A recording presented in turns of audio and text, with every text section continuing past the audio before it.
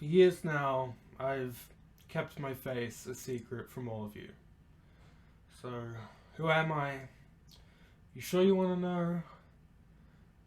The story of my life is not for the faint of heart. Okay, without further ado, let's just get into the face reveal. Let's just do this thing in 3, 2, 1. I am Cinema Geek. All this time, it was me. Some of you may know me better from my main channel, BHL Hudson, but this entire time I've been controlling Cinema Geek from behind the scenes in order to prove to you that I can in fact do an Australian accent, and to make more AdSense money. But it's not working because YouTube doesn't pay Cinema Geek a goddamn thing. Please, just pay Cinema Geek, you stupid motherfucker. Anyway, this is really just ripping off the How To Basic joke, so without further ado, here's the one and only real Cinema Geek. Was that my cue? Okay, so this is what I actually look like. Gross, I know. I know it's not great, but, you know, I have to work with what I got. Anyway, let's just talk about some movies and not my face. This is weird. I don't feel comfortable doing this. Okay, so I'm going to talk about every single movie I've watched from 2018, from worst to best. When I'm talking about the worst movies, please keep in mind that I mean no disrespect to the filmmakers involved. Except for Bryan Singer. Full disrespect to that guy. Alright, let's just jump right into this.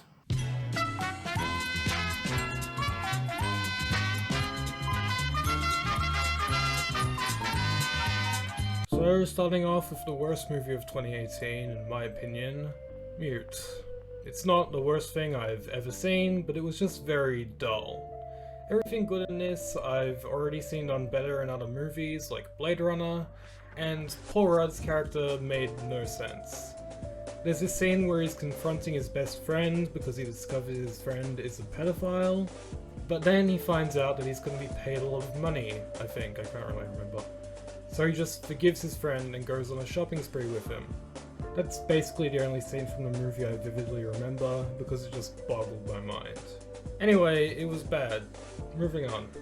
Jurassic World I reviewed already. It was well directed, but the script was just too stupid. The Cloverfield Paradox was very disappointing. There were some cool ideas, but the explanation for everything was just so lazy. Oh, we're in another dimension, so nothing makes sense. Like, that doesn't explain anything, and it's just an excuse for bad writing. It's just had a really unpolished script, and it shows. Bohemian Rhapsody. More like Bohemian Crapsody, because it's not... I didn't really like this movie. Everyone's already torn this movie apart. The editing's bad, it's not historically accurate, everyone's talked about that. It's also just kind of boring. It didn't really focus on the more interesting parts of Freddie Mercury's life. Honestly, reading his Wikipedia is just more interesting than this movie. Rami Malek was alright. He wasn't amazing, and he shouldn't have gotten an Oscar for it, but he was fine. And the movie was well shot, I suppose. It wasn't unbearable, but it's still not very good. Cam. This movie was kinda boring. It really should have been like a 50-minute Black Mirror episode, not a 90-minute movie. Teen Titans Go to the Movies. This film is almost completely reliant on the jokes to make it work, which wouldn't be such a bad thing if I liked most of the jokes, but I didn't. Some of the jokes landed hard, but a lot of them just didn't land at all, and some I found downright cringeworthy. I don't know, I guess this film just wasn't made for me. Solo I already reviewed, there's nothing new I have to say because I already forgot about that movie. Venom I reviewed, the only thing I have to add is that I feel like this movie is more self-aware than people give it credit for. I mean, it's still not great, but it has its moments. Vox Lux. I don't understand why everyone likes this movie. It had some great scenes, Natalie Portman was excellent. Overall though, the movie didn't really blow me away. Ant-Man and the Wasp I reviewed, it was fine. Ready Player One I also reviewed, it was also fine.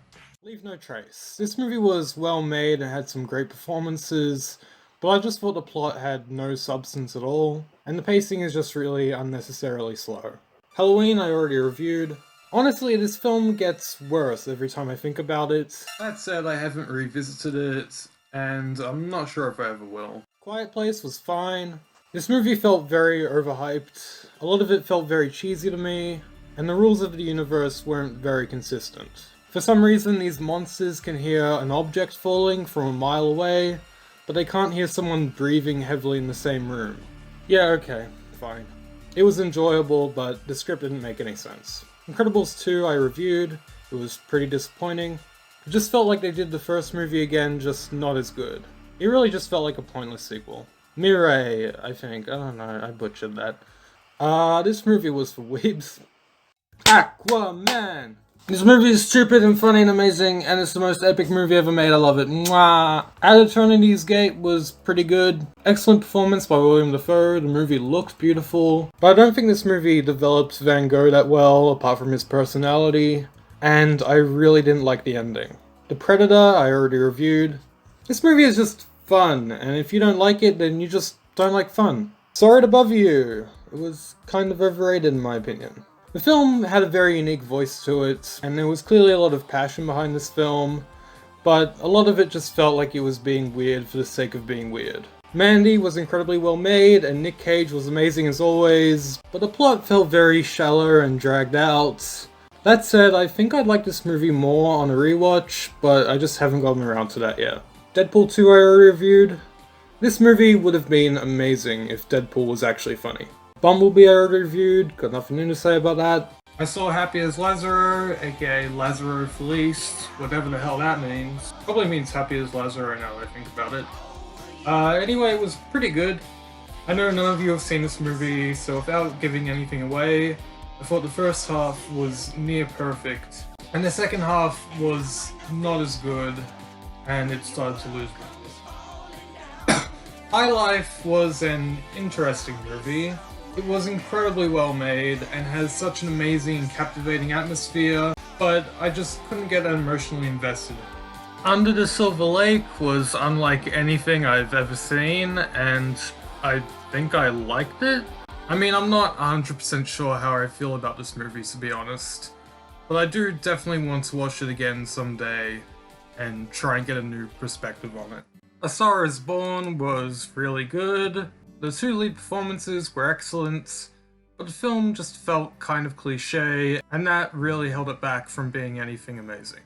Three Identical Strangers is a really fascinating documentary. The story behind this automatically makes it worth a watch. It's crazy and pretty terrifying to think about. Black Panther I already reviewed. I only have one more thing I really want to say about this. This movie had all the right ingredients to be Marvel's The Dark Knight, had it not been for its weird CGI final act. And I have a feeling that was due to studio interference, so hopefully director Ryan Coogler has more creative control for the sequel. Mid-90s was really good, the writing I liked, but it's really the performances and directing that elevates this film. Annihilation was so good, but man, the CGI really bogged this movie down at points. Some of it was great, but there was one scene with a CGI character that took me right out of the film, and I think that's a real shame. If Beale Street Could Talk was really good, but I think I went in expecting it to be as good as director Barry Jenkins' previous film, Moonlight, but I just couldn't emotionally connect with this in the same way. Also, Dave Franco's cameo was pretty jarring. Cold War was really good. The movie looks beautiful, but I found the relationship to be kind of underdeveloped, and because of that, like Beale Street, I just couldn't emotionally connect with this movie all the way through. Game Night I really enjoyed, it was funny and really stylish, and I just had a really good time with it. I don't know what else to say. This video's going to shit. Also, if you're wondering about that fan type sound in the background, it's because my computer keeps shitting itself. I hate this. It's nearly 2020 at this point. Why am I making this? The Clove Hitch Killer was a really well-made, suspenseful movie. If you haven't seen it, I'll sum it up by saying it's like if David Fincher made a teen coming-of-age movie. Searching was, for the most part, pretty fantastic, but I wasn't a fan of the twist at the end. I won't spoil it, but it just felt kinda dumb, and that really took me out of it. Mission Impossible Fallout was so much fun. The action scenes were fantastic. It reminded me a lot of the action scenes from the Raid movies. It was kinda dumb and cheesy at points, but whatever, I can forgive it, it's Mission Impossible. Also, it has the greatest yet most controversial mustache ever put to film. Isle of Dogs, this movie was a lot weirder than I expected, even from Wes Anderson. I thought this was going to be a Fantastic Mr. Fox type movie, and it's definitely similar to that visually, but this movie was a lot more artsy and adult oriented. Even though I prefer the tone in Fantastic Mr. Fox, I still really dug it, and I do want to watch it again. The Sisters Brothers was great. It's a slow burn, but it really pays off. This has one of the most emotional movie endings I've ever seen, and that's all I'll say. Overlord was such a fun movie. It's gory, creative, you care about the characters, it's everything this movie needed to be. And for what it is, I loved it. Roma was visually incredible and demands to be watched on the biggest screen possible. Don't watch it on your phone, which is what I watched it on, because I'm an asshole. These aren't even movie reviews anymore, I don't know what I'm doing. First Man was pretty fantastic. I've heard a lot of people say this is Damien Chazelle's worst film, and although I didn't love it as much as Whiplash, this was still at least on par with La La Land. This movie was really gripping, pretty depressing at a lot of points, and the scene on the moon was absolutely mesmerizing. It was one of my favorite scenes of the year. Upgrade was just so much fun, and for what it is, it's damn near perfect. The action is very unique and creative, there's great fight choreography and camera work, there's also some great practical gore effects, the plot had some good twists, even if they don't make 100% sense looking back on it. That said, I really like the movie's ending, and I wouldn't mind seeing a sequel. Thunder Road. I really enjoyed this movie. What really carries it is Jim Cummings, who was excellent as this guy who could just barely keep it together. It's pretty great, check it out, or don't, I don't know. Burning is pretty excellent. It's tense, but it's also really subtle and never gives you all the answers. There's really not much I want to say about this one, I'd just say I recommend seeing it knowing as little as possible. Black Klansman was great, this film had great actors, reading great dialogue to make for some great and really likable characters. And when I say likable characters, I'm only referring to the ones who aren't racist. The film is also really well directed and balances its tone really well. Shoplifters was an emotional rollercoaster. Without giving anything away, this film will make you go back and forth on whether you like the characters on a dime, and every time the film did that, it just hit really hard. Climax. Okay, Mom, I know you're watching this video, and I know what you're thinking, but this movie isn't porn, okay? It's art. Okay, Mom? Incredibly nauseating art. American Animals. This movie's style and direction really elevated for me. It's a combination of a normally structured movie, but also a documentary, and it blends the two together so well, mostly thanks to the editing. Avengers Infinity War I already reviewed. It's great, one of my favorite MCU movies, not much else to add. Okay, now we're getting to my top 10 favorite movies of 2018. At number 10, I have Widows. This movie was just so well made. The cinematography is gorgeous, the action scenes are incredibly intense, and the performances are just phenomenal. Not enough people have seen this movie. At number 9, I have Blindspotting. Stylistically, this kinda reminded me of Sorry to Bother You, but unlike that movie, I got way more invested in this. The characters are super likable, the movie is tonally all over the place, but it never feels messy or uneven. And it has some really interesting and relevant social commentary on racism in America, police brutality, and white privilege. And obviously I'm an expert on all of those subjects, so... At number 8 is Creed 2. I actually like this more than the first one. Everything great in the first one, this movie expands on.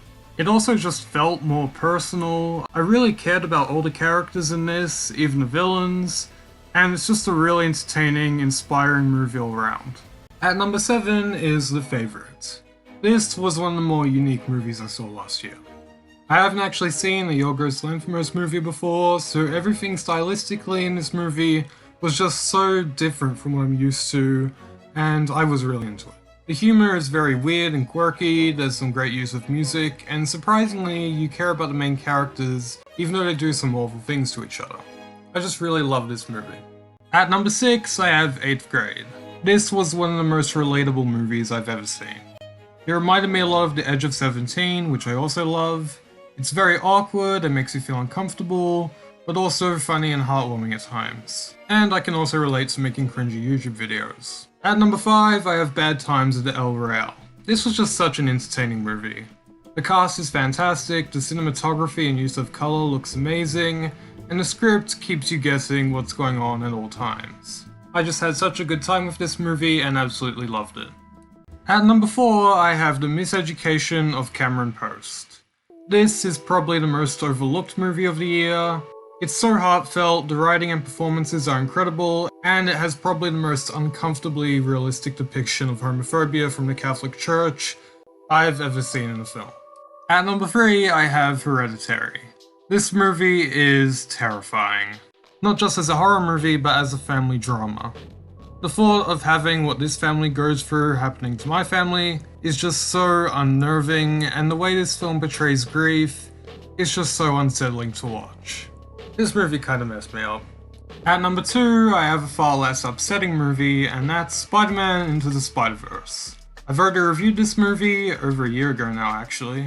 But yeah, the animation, the movie style, everything about this is incredible. I absolutely adore this movie. And at number 1, I have Suspiria. Where do I even begin with this movie? This is the best horror film I've ever seen, and one of the best films of the decade. I haven't seen anything quite like this. All of the stylistic choices in this are done to create the feeling of a 1970s movie, but the type of shit in this movie is just so extreme, and it just comes together to make for a really unique feeling film.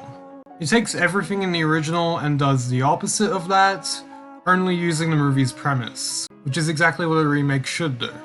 The makeup effects are just insane, like Tilda Swinton plays the old man in this movie, which is just crazy.